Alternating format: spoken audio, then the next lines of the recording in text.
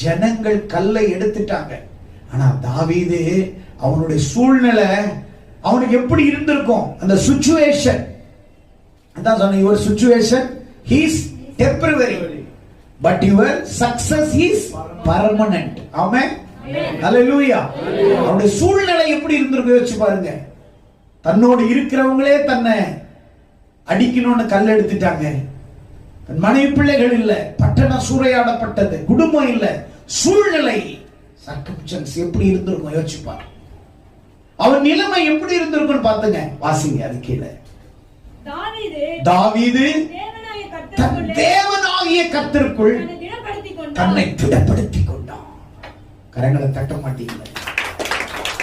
இந்த சூழ்நிலையில தாவீது தன் தேவனாகிய கர்த்தருக்குள்ளே தன்னை திடப்படுத்திக் கொண்டான், தைரியப்படுத்திட்டான்.